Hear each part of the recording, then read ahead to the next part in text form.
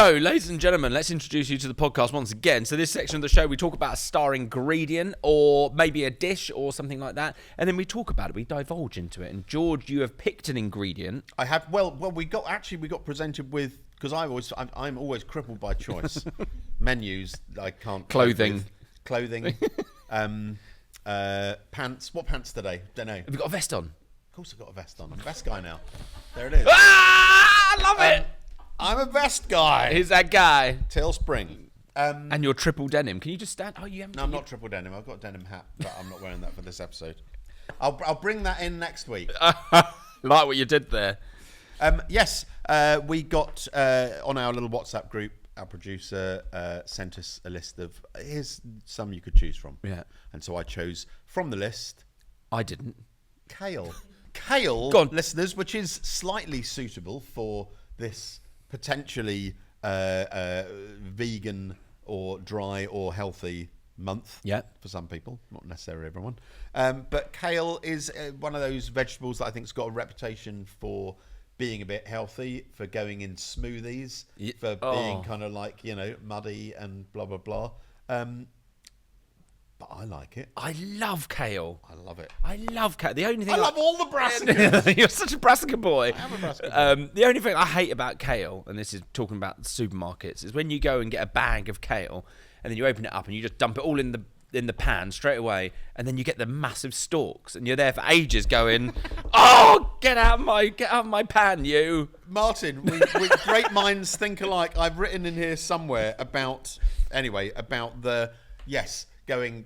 We got to add that to the wine list because that does my nutting. Yeah, and the only way, especially with Cavolo Nero, the Tuscan kale. Oh, si, senor. The long, beautiful. There's another name for it. I can't remember what it is, but anyway, sexy. It's delicious. Nice, yeah, it's but nice. With that always comes in big long leaves, and you can strip the. It's very therapeutic as well. Yeah, yeah. Isn't it? But yes, the curly stuff you can't unless you go down the market. You can't get it in bunches. No. And then exactly. You've got that problem of going. That bit cooks at a different time to that bit, and sometimes it's so shredded, and it's just an age to. In fact, some of the stuff I brought, I had to do that because I went to the market and they didn't have curly kale, so I had to go to the supermarket. Yeah. No, but I think it's one of those ones as well that people either overcook so much that it becomes unenjoyable because it does disintegrate quite quickly if you overcook it, or people undercook it and that's when it's really chewy. Yeah. Or you get the people that have it raw in salads and think they're doing a good thing for their life. And yes, however, I have found one thing that I learned is if you, and I learned this from this fascinating, brilliant food teacher online called Erica Wides, and she goes, what's her handle? The Chef Smarty Pants. She's a Brooklyn based cookery teacher, I suppose, really, and she's got a channel that blew up. She did a poached egg in a microwave that went crazy, that got like millions and millions, 25 million hits, something crazy like that. Yeah. And it's a way of poaching an egg in a microwave, and you put it in cold water, and then in a cup in cold water the cracked egg, and put it in the microwave, and it makes a perfect poached egg. It's amazing. But anyway, she does all various other things, and she did a technique where you get raw kale and you salt it, and then you massage it, which is something you did with onion when you came down to mine, and we did the fishing trip, and that breaks it down, and it's just a totally different experience to just raw kale, which is like putting a bit of bracken in your mouth or something. Because you're like me, you're the kind of person that will find a bit of food on your top and just eat it and go, course. I always do that with kale. Like you pour the bag in, there's a bit that I'll get that, and you're like, oh dear. Yeah, no, it's too much. But that massaging with salt, massage kale amazing, is lovely, because salt is the master ingredient in the kitchen. If you add it to anything, and it just does miracles. Yes, I suppose it draws out other things. Well, and kale is bitter, so it draws out all of that moisture, and we've probably got a similar pattern with the bitter thing, because we were doing this terrible thing of when you record something and you've been talking earlier and you say, like we were saying earlier, but listeners, like we were saying earlier, we were talking about both being nail biters, both being neurotics, and you were saying about painting the stuff on your nails, and acquiring a taste for it. It was quite nice. You've got a palate that likes bitter things. It was quite nice, actually. Yeah. Yeah, and we were saying, what flavours don't you like? And I was saying, I don't like desserts. Yeah. So you said... Stick marshmallows on your fingers. I quite like marshmallows, though. What don't you like? It's hard, isn't it, actually, if you've got quite a sea broad urchins. Always in my head. I didn't... Very expensive. I know. Don't Isn't like it? that. Ow, Yeah. I've got itchy eye. Oh my god, I've cried. Anyway, let's talk about kale. What have you done with your kale? Well, what I've done with my kale is I have. Before I get it out, I just say some other things I Love like it when doing you with say kale. that. Let's talk Go about on. other Sorry. things that we like doing with kale first, because then we'll get onto that. You were saying about overcooking it. Yes, you can overcook it, but with kale, I think it is one of those vegetables, unlike Brussels sprouts or broccoli or French beans, that really don't benefit from overcooking and will just be wrecked. Yeah. I think kale is one that actually can take it. You can take it a bit further. Yeah. And and actually, it's quite when it does get that sort of really broken down texture, it still keeps its colour. Certainly with Cavolo Nero, Yeah. keeps its colour and it's got some body. So one of my favourite things to do is taking a big bag of either curly kale or Cavolo Nero, boiling it with some whole cloves of garlic, and then sticking all that in a NutriBullet with some olive oil, whizzing that up into a sauce, and then it's like a 3-ingredient sauce with a bit of seasoning. Blimey. And then Is it nice? Yeah, that was some gnocchi or some pasta. It's absolutely No beautiful. cheese? Yeah, parmesan Butter? at the end, obviously. Well, I wouldn't do it with butter. I'd do so. Literally, I would just boil kale with whole cloves of garlic. Yeah. Then they go soft too. Into a NutriBullet, a lot of olive oil. Yeah. Salt and pepper.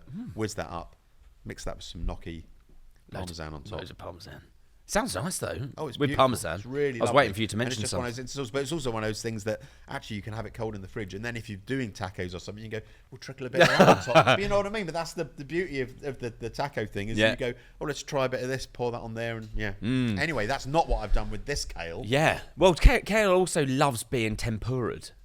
Like, if you do a tempura batter, just slap it all in there and chuck it in. That's what those little rubbish bags are good for, because you get chuck it in and then you get these big bits all stuck together, and that a bit of MSG, sugar, salt. Oh, that's fantastic. I'm dribbling. Can you show me what you've done? Because I'm Well, starving. I've kind of gone in a similar direction down the crispy route. Oh, yeah. And what I've done is I've made crispy kale. Yeah, I knew you would. I've got 4 different types. What? Well, I went crazy. You've been foraging for it. I did it with. Oh, look, he's got. You didn't. How did I do it?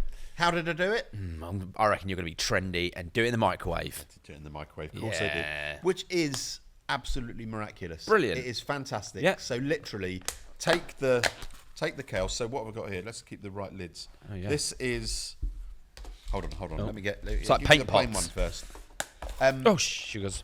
So two of these are curly kale, Oh, George is really. and 2 of them are Cavolo Nero. Bit upset you didn't use your knife to cut these off, though. Do you know what I was going to, and I thought you'll make a comment, so I didn't. Oh, George. Are Are these all veganised? Yeah, Yeah. they're totally vegan. Yeah. So what I did, took the kale, so stripped with the Cavolo Nero, stripped the stalks off, massaged it with a little bit of oil, a little bit of cold pressed rapeseed oil, and then a bit of salt, bit of sugar, and then into the microwave in a bowl for about 5 minutes for a tiny amount, and it goes wet, and then it goes sort of hot and wet and floppy, and then suddenly, misses, and then suddenly, it's like that. And listen, folks, I did this, I don't know, 15 hours ago. Mate. Let it go cold, put it in a box, listen to the crunch. Isn't that? It's so good. It's so delicious. That one. What's this one? This is Cavolo Nero. That's Cavolo Nero. Yeah, it looks bougie, doesn't it? Just salt and sugar. That's it. Because Nothing else. this is shop bought kale. This is supermarket kale that I had to pick the stalks out. This is salt and sugar, and then I used a bit of. There's a guy in Gloucester called Tubby Tom. Do you know Tubby Tom? Yeah, I've seen lots of tattoos. Yeah. Followed his story actually, really lovely. Really lovely bloke, and such a innovative entrepreneur. He has a company that does hot sauce and dusts and barbecue sauces Oils. and oils, flavoured salts, all sorts of things. It's constantly coming up with new ideas. And anyway, I've got some of his pots. They're a bit like collecting Star Wars figures or something. You kind of go, I want to get them all, and you go on the website, and there's like 30 different dusts. So this one is his garlic butter, which has got, I mean, we've all got Smells like garlic butter. sugar and MSG and all sorts, but lovely, isn't it? I wanna wonder get how some of much this. that is the Char Cabernet siu. Nero. Yeah. That's char siu and sesame. That one, they were smaller, and I left the stalks down the middle. I'll tell you what, Excuse you know, with us, it's always that thing when you take a healthy ingredient and then you make it unhealthy. Like, well, I say unhealthy, but like, you know, Oh, no, sure, doing you got tempura, sugar and- as I yeah. did, you know, like that's going in oil. No, what I was going to say is this is dried out in the microwave. Yeah. So there's not that much unhealthiness to get it as to a far point as of this. fat or whatever goes, I mean, there's a lot of salt, there's a lot of sugar. Yeah. But this isn't. Who this cares isn't about that? This isn't a podcast about being healthy. This is a podcast about entertaining Yeah, your palate. no, but I was That's what about to we're say, doing if people were like, oh, crisp, like deep fried, but these have just been in the old poppity ping. here. Yeah. Love it. I mean, as I say, I massage them with a bit of oil first, so you get that, and also it helps the seasoning stick. This one is, he calls it magic dust. Oh yeah. Lovely. Oh, But going back to the taco thing, what's lovely about doing something like this is you put them in a Tupperware, put a lid on, stays crunchy. In fact, if you want to make sure it stays crunchy for even longer, whenever you get a bag of seaweed sheets or whatever, you get the little packet of silica gel in there. Stick that in the Tupperware with it, and it will. if you get a absorb handbag moisture. as well. Huh? If you get a Yes, handbag. exactly, or a wallet. But but it will absorb the moisture and it will Yep. stay crunchy for longer. But then keep that in the fridge, or in fact, it doesn't need to go in the fridge, but anywhere.